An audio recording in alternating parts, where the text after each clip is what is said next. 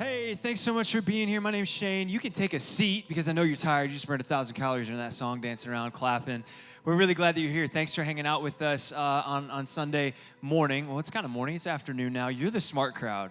You're the ones who sleep in, which I'm so proud of you for doing that. Or you're like, no, I just got off work. You're the worst. So I'm sorry if that's you. But we're really glad that you would spend some time and come and hang out with us. If this isn't your first time here, if you've been around here for a little bit, welcome back. But if it is your first time, I'm so glad that you're here. We're so glad that you're here. We want you to know that you step into a church this morning that is for everyone. And we mean that. You can belong here. And we want you to be able to experience that for yourself. So we're glad that you would just take a step to come and hang out with us in a service. If you need anything at all, you can stop by the Hub. It's that booth right outside those doors and ask questions. They can help you get connected and give you any information you may need about what it means to be a part of this place. But I say that we're a church for everyone because I mean that. And one of the most important things in being a church for everyone to us is being a church that loves our next door neighbors. We love this community. We love this city. We love the East Valley and the surrounding cities, not just Gilbert, but all of them. And we, in this season in our church, actually decide to do something with that love. We're in this season as a church that we like to call Love Works. And we call it Love Works because we believe that when love works, life works. And what I mean by that is when we put our love to work, whether it's through our finances and being generous with other people or being generous with our time or energy, when we do those things and we serve the needs of other people or vulnerable people in this community, it winds up doing a significant work in their lives. And as a matter of fact, when we step out and put our love to work, it winds up doing a significant work in our own lives as well. And for some of you in this room, you know that firsthand because you participated in our Love Works Serve Day just yesterday. And I wanted to give you a little bit of an update to this event. If you're brand new, I think you're going to love it anyways because it's really cool what we got to be a part of as a church yesterday. See, yesterday, 490 of the people who call Mission home as a church participated in serving at 9 different sites in this community and doing 11 different projects to care for the needs of those in our city. Yeah, you can clap for that. That's a really exciting thing. It was amazing to see that 490 people were there. Last year, we had 200 people at Serve Day. This year, 490, which means in like 10 years, it's going to be 4 million or something. I'm not great at math, but I think it's around there. Like the whole city is going to be a part of this. We're really excited for what could be and what could come as a result of this Love Works Serve Day. And I know any of you that were a part of it yesterday, you know that when you put love to work, it does something significant in your life, and you experience that. In fact, it wasn't just adults that experienced that. You got to know this. There were 188 kids and teenagers that chose to be a part of Love Works Serve Day yesterday, which I love. One, because I'm the youth pastor and I believe teenagers are changing the world and can change the world, but also because that means the next generation is leading the way in our church and leading the way and putting love to work in this community, which is so cool. So I wanted to be able to celebrate that with you, but I also wanted you to know that if you weren't at Serve Day, or maybe you are new around here and you're hearing that and you're like, I wasn't a part of that, I'm kind of new, but that sounds good. I love helping people. We want you to know that in this season, there's still more opportunities for you to participate in Love Works. And the way that you can do that is through this challenge that we've put out there this year. And it's this challenge for all of us to give and go. Some of us did the go part yesterday as a part of Love Works Serve Day, but I also want you to know about another go opportunity that we have coming up next year. See, we have a brand new partnership as a church with this incredible organization down in Rocky Point in Mexico called One Mission. And One Mission, if you've never heard of it, they really are incredible. They do the job of building dignity in the lives of people and providing them with housing. So they give people dignity by actually giving them opportunities to earn the home that's given to them. So people who are in need, even some vulnerable in the community there, they put effort forth to make their community a better place. They participate in different projects or businesses that they run or whatever else to put their love to work in their own community. And then as a result of it, they earn a house, which is absolutely incredible. So us as a church, we're partnering financially to help provide some of those homes, but we're also going to give you all opportunities to go and be a part of building them. In fact, just this past summer, we had a team of junior hires that went down to Mexico, and they built a house, and it's still standing, which I don't know if you've ever seen junior hires build a house, but they're actually amazing. And at the end of this trip, what was so cool about it is that they got to hand the keys of this home over to this family that had earned their home. And it's a moment of dignity, it's a moment of respect, it's a moment of an incredible gift of a home. And I would bet in this room that there's some of us in here who would love to be a part of an experience like that. So we're going to be sending some teams down to Rocky Point next year to partner with One Mission on some of these Love Works trips. And I want you to know that you can come to an informational meeting that's coming up really soon. You can visit missionaz.org to get all the details about that meeting so that you can take a step of participating in a Love Works trip next year. So there are more go opportunities coming, but there's also the give aspect of Love Works. And you can actually partner financially in the projects that we're doing as a part of this season by stopping by the tent out there in the courtyard or going to missionaz.org and giving. But you can partner financially and actually donate money to help our partners across the world and here locally. See, we have some partners in Malawi. We have a partner in Mexico now at One Mission. And when you donate financially as a part of this season, you're funding food for orphans. You're funding medicine for vulnerable people, homes for those that are living down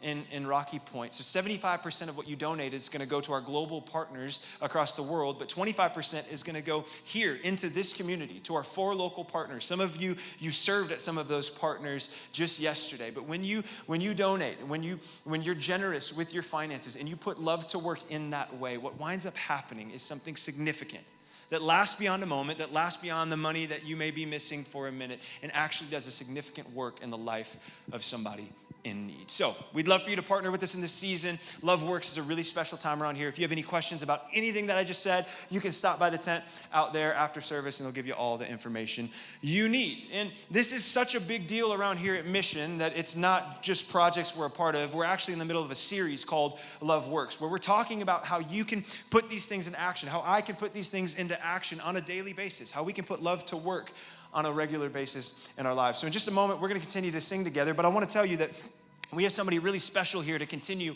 our Love Works series this morning.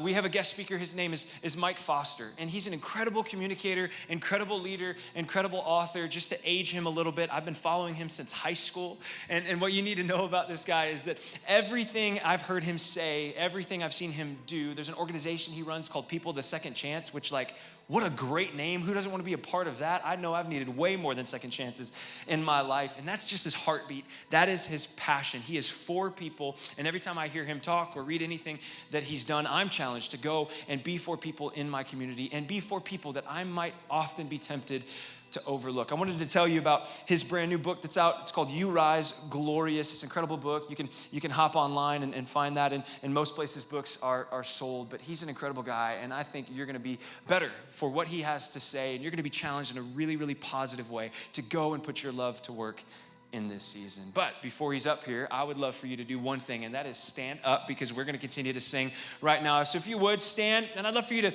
give a high five or handshake to somebody and ask them, hey, are you having a traditional Thanksgiving, or are you having Mexican food like I had one year? Like what's going on Thursday?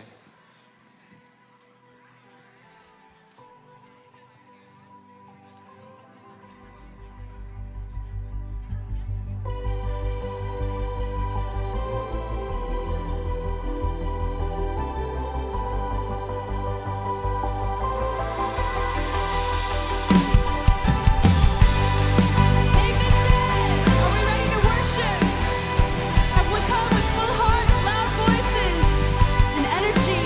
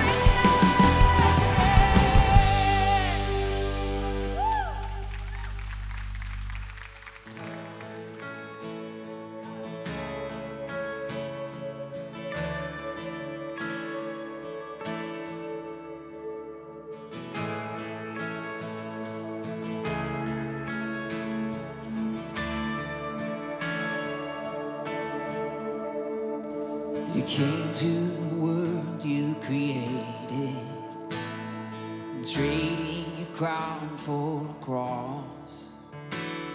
You willingly died, your innocent life paid the cost. Counting your status is nothing. Oh, the King of all kings came to serve, washing my feet, yes, covering me with your love. If more of you means less of me, take everything. Yes, all of you is all I need. Take everything.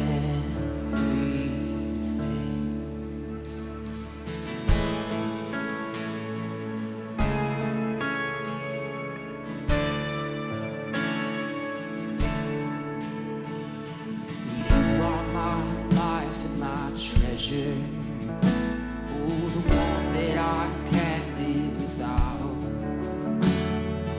Here at your feet, my desires and dreams I lay down. Here at your feet, my desires and dreams I lay down.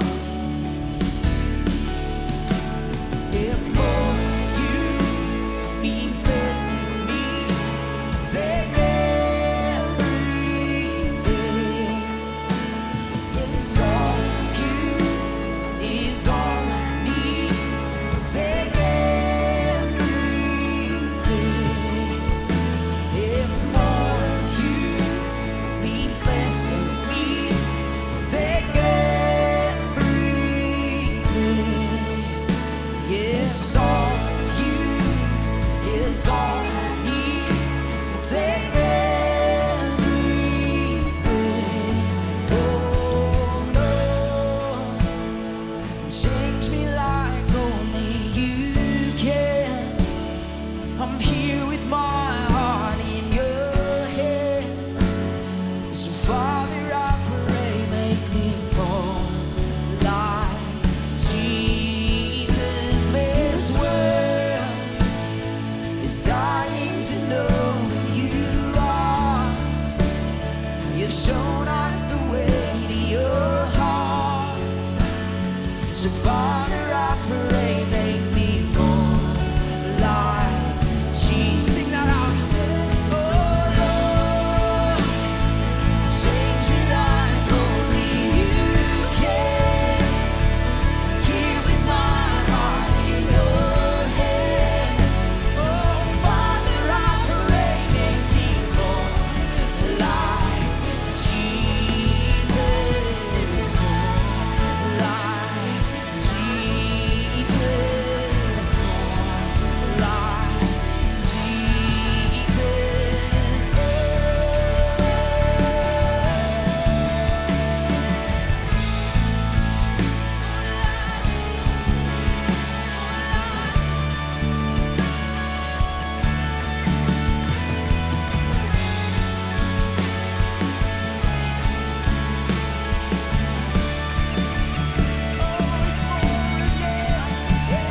If more of you means less of me, take every. You can have it all. Yes, all of you is all I need. Take everything. If more of you means less of me, take everything. Take it all. Yes, all of you is all I need. Take everything.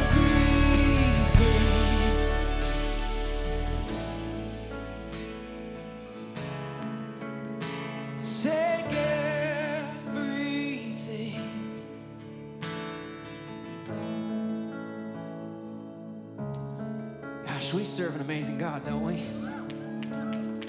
God that sent his son to die in our place, that gives us love so freely and so generously.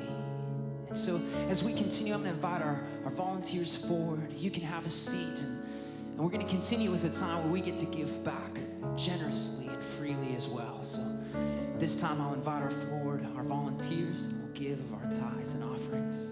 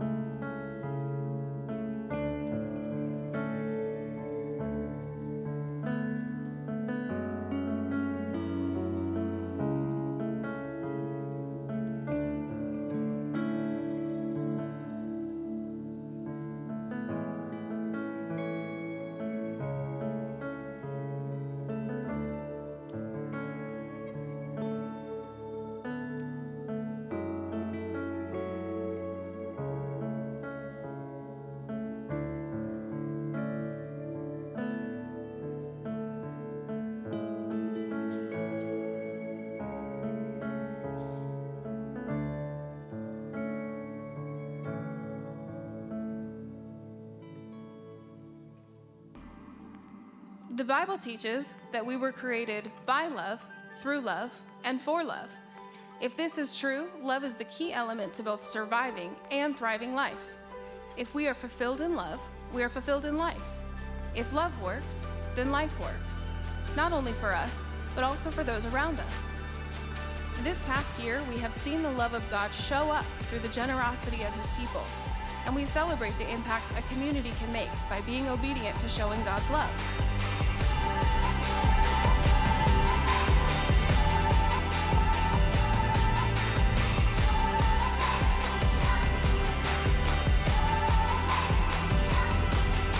This season, we have the opportunity to continue our radical generosity by partnering with God, because when love works, life works.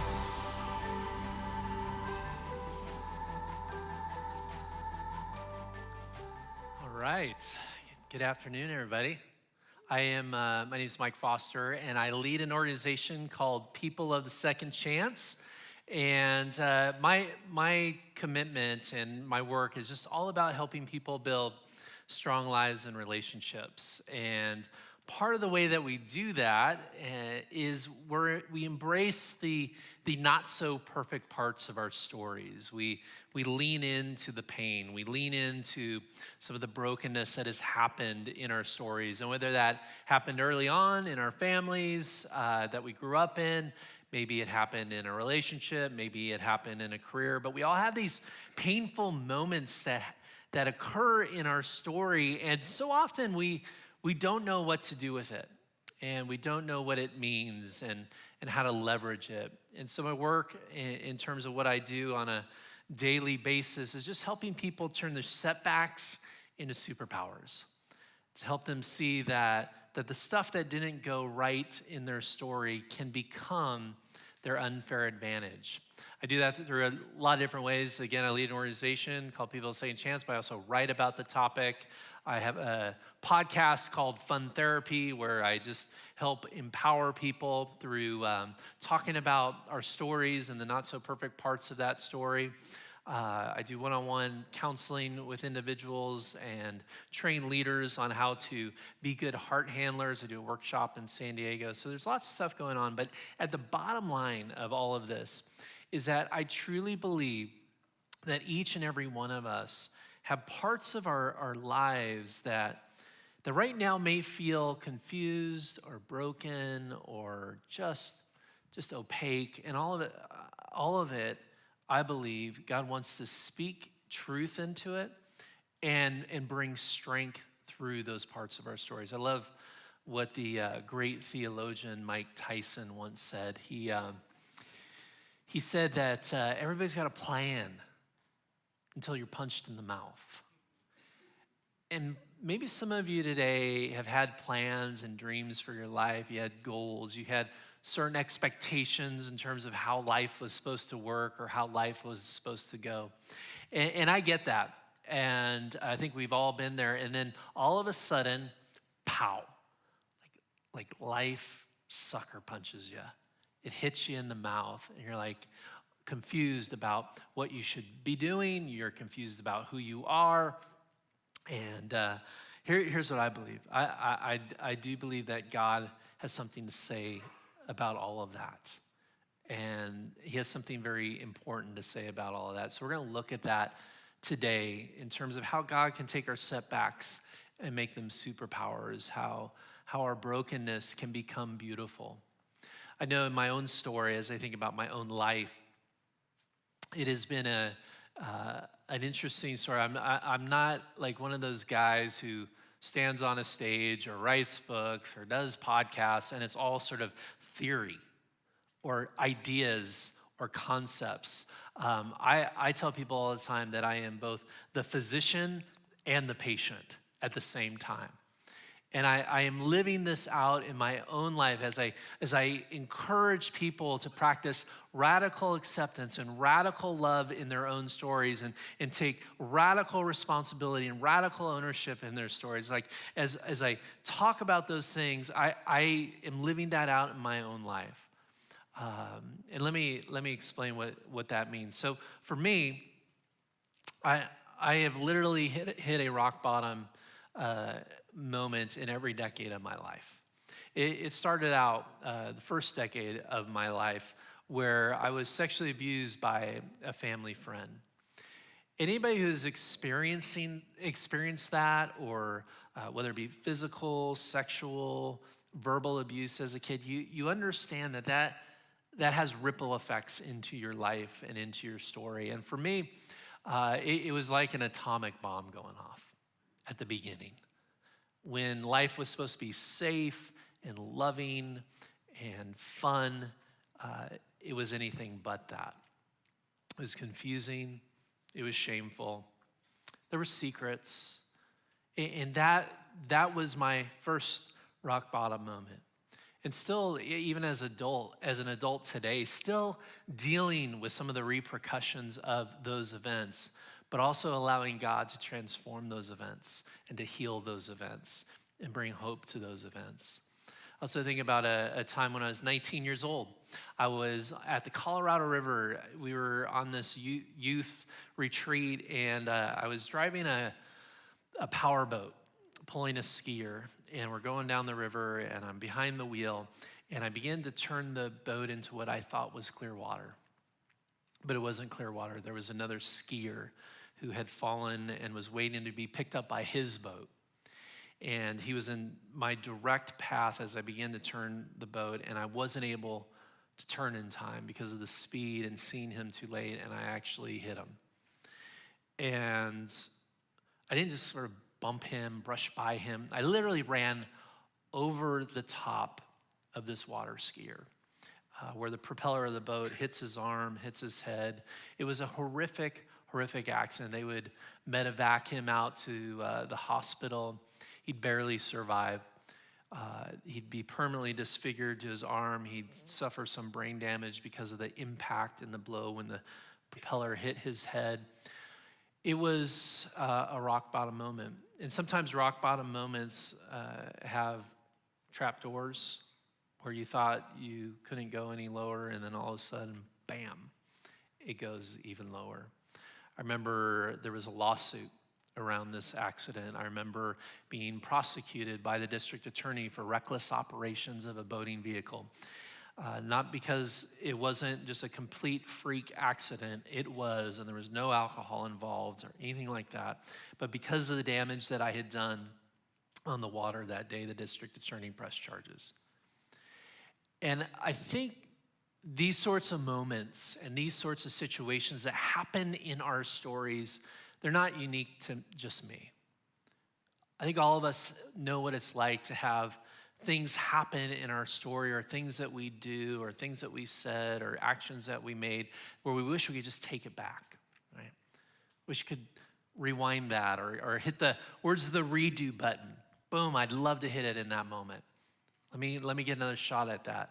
But unfortunately, life doesn't play fair, and life isn't nice like that, and so we're left with these moments. I call them toothpaste moments, where the toothpaste comes squirting out of the tube. And no matter how hard you try to get it back into the tube, you know it's not going back. And that's where grace must abound. That's where God's story and his purpose for the pain has to be infused quickly into those situations.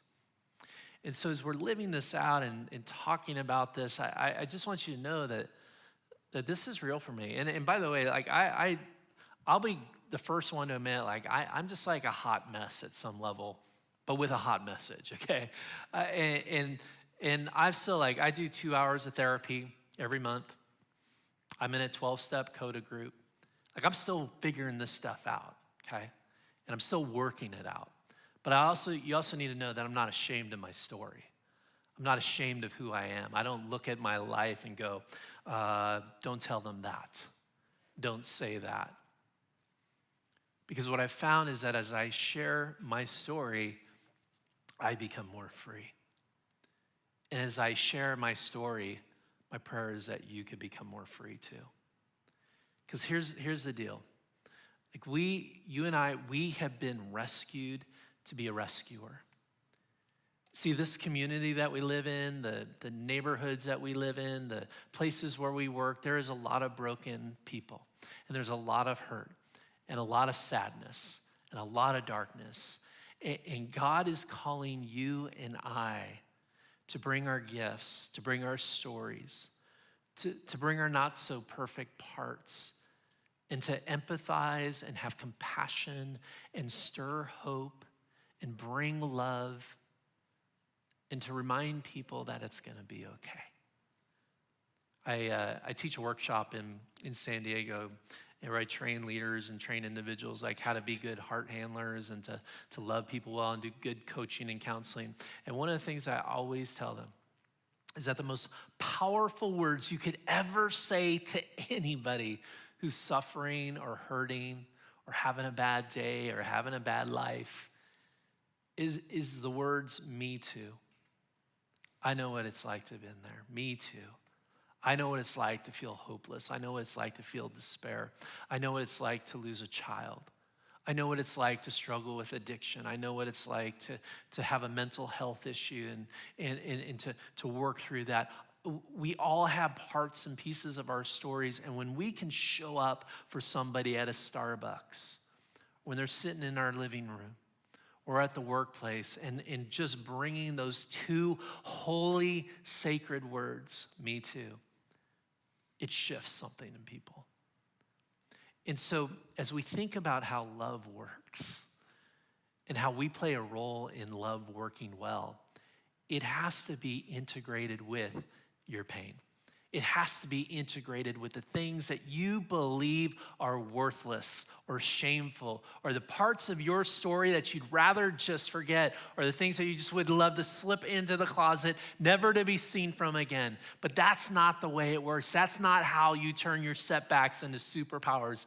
That's not how you unleash this unfair advantage in the world. We have to embrace it. I read this interesting article about our bodies, and it was talking about the fact that our bodies contain gold, like real gold, little trace elements of gold, but literally if we could take that gold to the bank, they'd cash it because it's worth something. And the article was going on to say that we have this gold floating around in our body, but the greatest concentration of the gold is here in our hearts, because it's used to help the heart fire and do some of the electrical things that it's doing. And so we have all this gold in our heart, and I think that's this beautiful metaphor for when our hearts break, the gold is released. When that person hurts our heart and our heart cracks open, there's something beautiful that can be released. I've been watching some of the fires that have been happening in California. I live in California, in San Diego area, and just seeing the devastation, the forest and the homes and families. And one of the interesting things that they tell you about forest fires is that after a forest fire, you'll see obviously in nature just this charred, black, destroyed area. But what you probably don't see and don't recognize is the fact that literally because of that fire, literally thousands of new organisms and new life is being born in birth from that destruction. And the same thing is happening for you. And we make two choices. We don't make two choices. We make a lot of choices. But you can choose to embrace who you are, to embrace that cruddy childhood, to embrace that dark career moment. You can embrace that broken relationship that you had to go through and finally dump that guy because you realized he was no good for you. You can embrace that betrayal. You can embrace the things that maybe financial problems or maybe losing your house or suffering bankruptcy. You can embrace that and integrate it and let it release new life, or you can choose to become a victim and to be cynical about the world and become inward focused. And that's not the invitation that God gives us. He says, hey, I need you. I need you. Not only do I need you, I love you. Not only do I love you, I enjoy you. Not only do I enjoy you, I actually believe in you, even if you don't believe in yourself. And sometimes as I think about, the way we see ourselves and how we think about ourselves, it's so destructive, isn't it? And so he wants to give us a new mindset. Only God's word real quick and just see what it says here in Revelation, because he has a great promise for us. It says this: I heard a voice thunder from the throne. Look, God has moved into the neighborhood. And he's putting up Christmas lights right now, right? He's making his home with men and women. They're his people. He's their God. He'll wipe every tear from their eyes. Goes on to say, death is gone for good, tears gone, crying gone, pain gone, all the first order of things gone. The enthroned continued, look, listen, I want you to lean in on this. I'm making everything new. Behold, I am making all things new. Write it all down. Each word dependable and accurate. That's a promise from God. And it's sort of three things I want you to remember and just kind of take from this and kind of where we're going right now is that with God, your past doesn't disqualify you. And your circumstances don't define you. And your weaknesses doesn't limit you. They don't. When we can place the mess and the pain and the brokenness into God's hands, he can build something wonderful. And not just so we can celebrate what God has done with our brokenness, but that we could go out and shine a bright light. That we can live out a story of hope. Not an easy story, not a perfect story, not a story that is still unfolding, because as I mentioned, like the things that happened in my story, still working on it. But I'm getting stronger and stronger and stronger. I'm getting clearer and clearer and clearer. I'm getting bolder and bolder and bolder because I'm trusting God. And I want the same for you. You've been rescued to be a rescuer.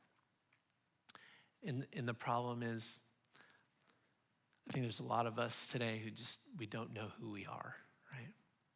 You live out and your label is your brokenness. Your label is your failure. Your label is being written by shame.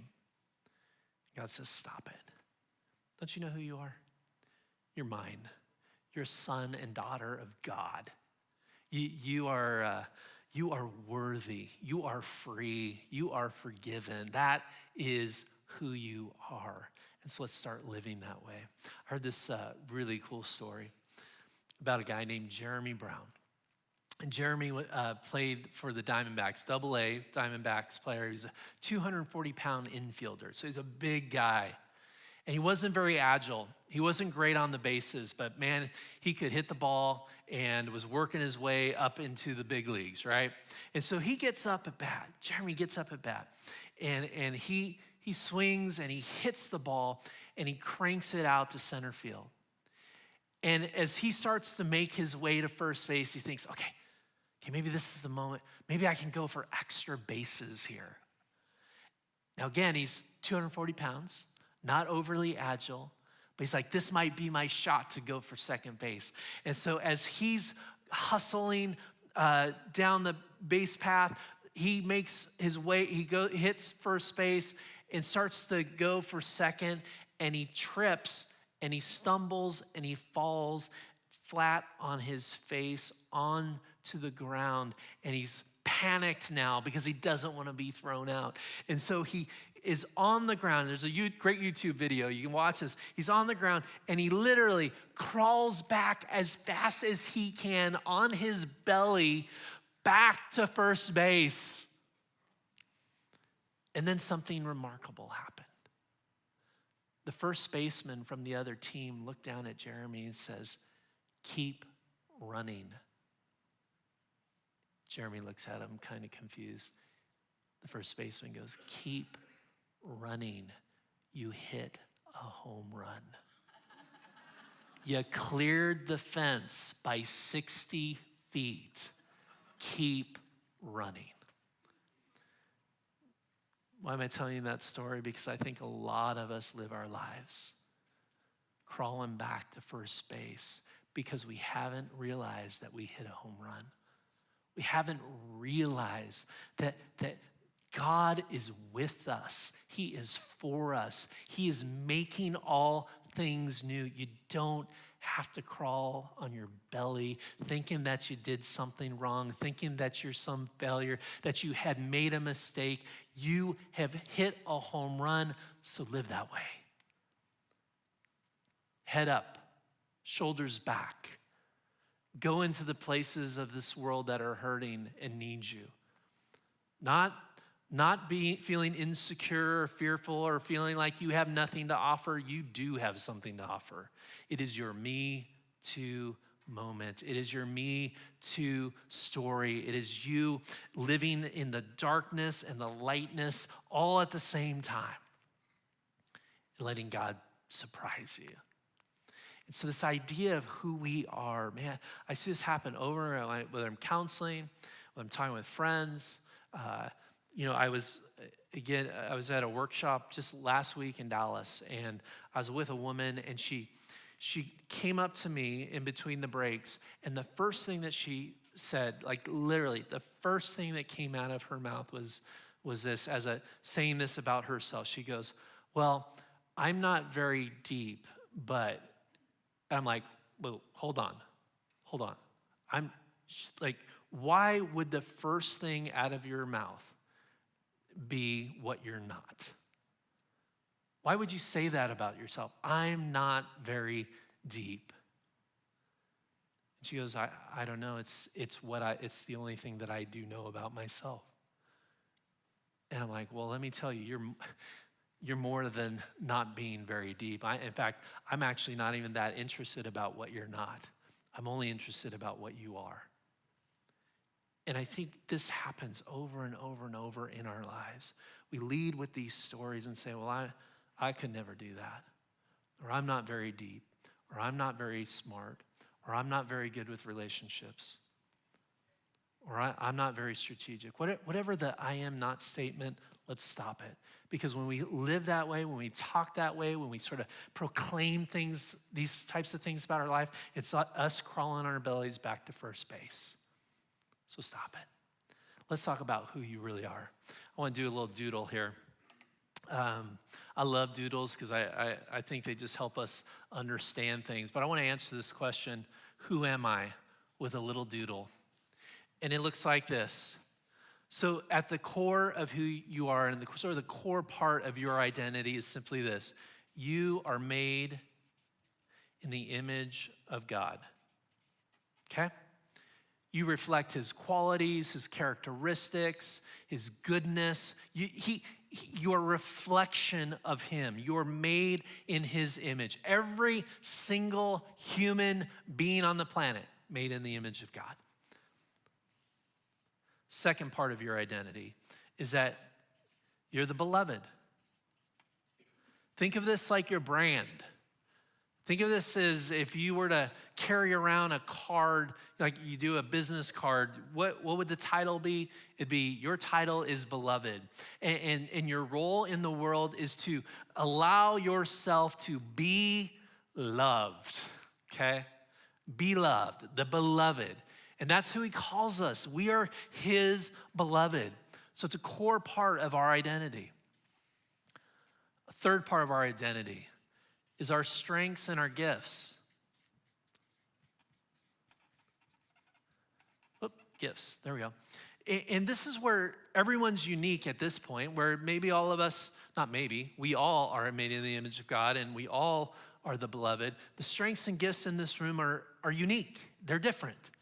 And when God knit you together in your mother's womb, he designed certain aspects about you that he was super excited about, that he loved. Like he gave you that quirky sense of humor, or he gave you those dimples. He gave you that generous heart. Whatever is unique to you, the ability to make people feel comfortable, or hospitality, or he gave you that empathetic heart. And typically what happens, and I see this happen so often, is that there's a strength and a gift that you possess in your life right now, yet you don't want it, or you don't like it, or you're judging that gift or that strength, going, oh, it's not as important, or it's not as good as somebody else's strengths or gifts. Let me give you an example from my own life. So here's my confession. I am a feeler. I feel things very deeply. I've been this way ever since I was a kid. I remember going to the movies, especially, I remember specifically the movie E.T., Extraterrestrial, that movie by Steven Spielberg. Yes, I'm a child of the 80s. And I remember sitting in the movie theater and just weeping and crying and bawling uncontrollably when E.T. died. And yes, he came back to life, thank goodness, just like Jesus. But in that moment, I was crying, and I just was so deeply moved. I was on a plane ride, last week, and I'm watching this movie about dogs and these Labrador dogs that train to become assistants to the blind. And they take them through the whole training, and they show them being puppies, and they show them the dogs being given to from their trainers to the new the folks that would now benefit from these dogs. I'm like weeping on a plane watching this. I'm like, oh, this is amazing, and oh, this guy's life has now changed because now he can walk around with and be in public, and he's got this dog who's going to lead him. It was just moving to me. I'm going to watch Football Night in America tonight, and a commercial's going to come on, and Foster's going to get weepy. Okay, I'm a feeler, but here's the deal with being a feeler. And for many years, I got the message from our society that men don't cry. Have you heard this one? Men don't cry. It's kind of an unwritten rule, but everybody knows it. And so here I am, kind of weepy and crying and emotional, and it's like, no, men don't cry. Men aren't emotional. Men have it, keep it together on airplanes while watching movies about dogs. But this is who I am. This is who God designed me to be. And I can resist it. I can fight against it. I can be embarrassed about it, or I can embrace it. And so I embrace it. And you know what I've discovered? When we embrace our strengths and gifts, man, we're very powerful in those moments. Like, the reason I do good work with people is because I'm a feeler. I can sit with somebody and I can know instantly what's going on. They don't have to tell me anything. I know. I can feel it. People, you have something right now. You have a gift. You have a strength that maybe our society says isn't that important. Or maybe you've just been telling yourself that it isn't important. And it's time for us to leverage that for the good of the world. To leverage that on behalf of loving people well. All right, so the final aspect of our identity is our body. And I feel like I could talk about this topic for a very long time. I won't. That'll be another message, maybe, if they let me come back sometime. But the body is a huge part of our identity. And yet so often we treat our bodies so very poorly.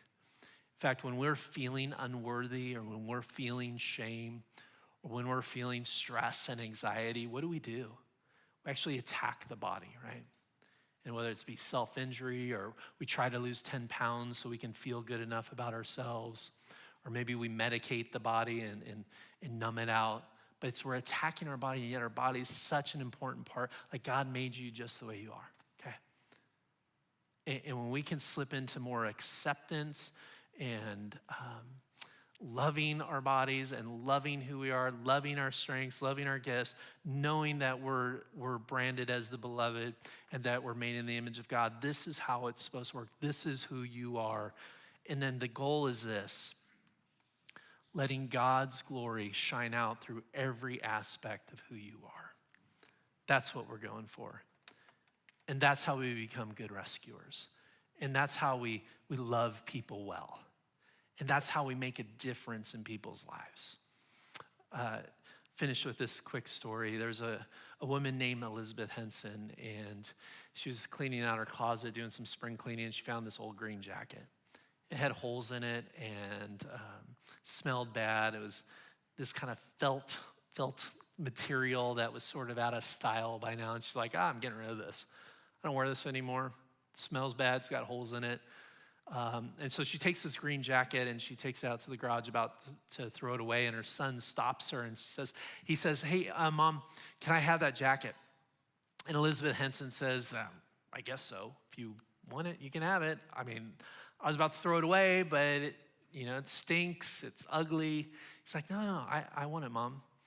And so Elizabeth Henson gives her son this green jacket, and her son takes it in his workshop, and he gets out a pair of scissors, and he cuts out this little frog body. And then he gets a ping pong ball, cuts the ping pong ball in half to create two little eyeballs for this little frog body. And Elizabeth Henson's son was named Jim. And Jim Henson was creating the very first Kermit the Frog out of that old green jacket that was about to be thrown away. I don't know what your green jacket looks like. I don't know what part of your story that you feel is lost or worthless or useless. But my challenge to you today and my reminder to you today is simply this: that God makes all things new. That God takes the scattered pieces of our story and brings them together and refashions it and reforms it and transforms it into something quite beautiful. Let's bow our heads in prayer. God, thank you so much for who you are, for loving us so well, for letting us be a part of your great plan. God, help us to become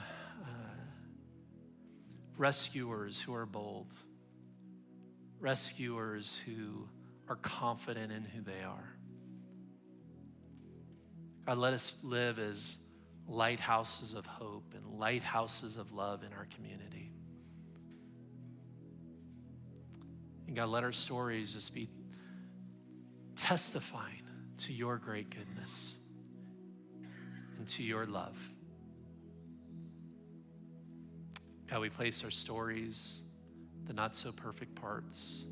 We place the pain, the suffering, the loss, the trauma, the confusion. We place it all in your hands right now.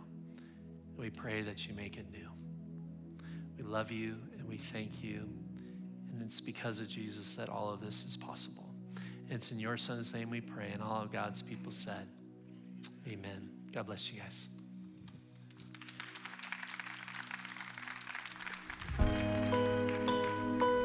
Would you stand with us in worship?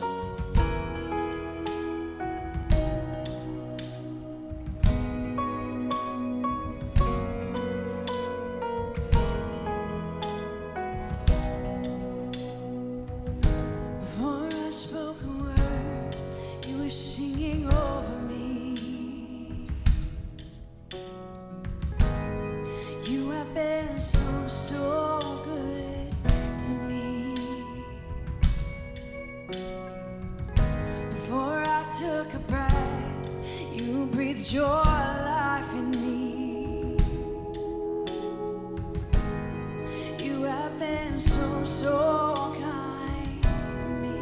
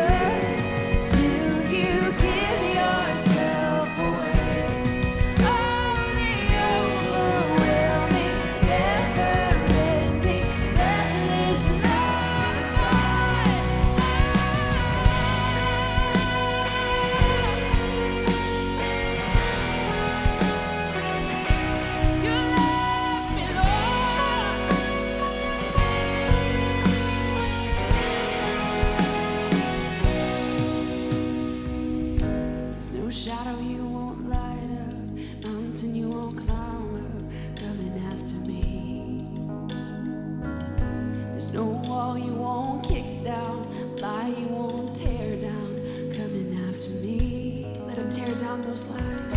There's no shadow you won't light up, mountain you won't climb up, coming after me. There's no wall you won't kick down, lie you won't tear down, coming after me. Let him kick down your walls today. There's no shadow you won't light up, mountain you won't climb up, coming after me. You're coming after me. There's no wall you won't kick down, lie you won't tear down, coming after me. There's no shadow you won't light up, mountain you won't climb up, coming after me. There's no wall you won't kick down, lie you won't tear down, coming after me. Never-ending, breathless love of God. Chases me down, fights till I'm found. Peace and nothing. I couldn't earn it, I don't deserve it. Still you give yourself away.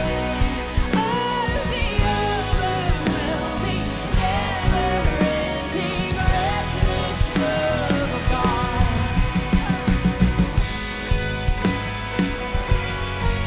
You pursue me, Lord. You chase me down.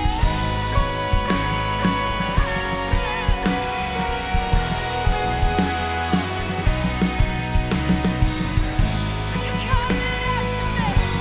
You're coming.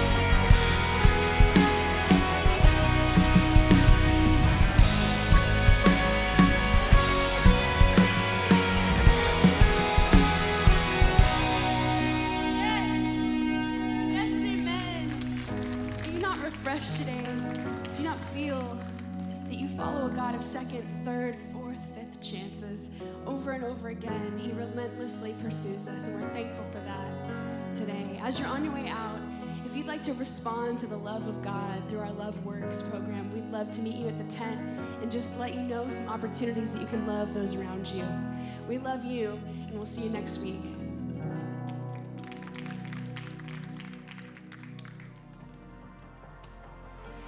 I'm changed.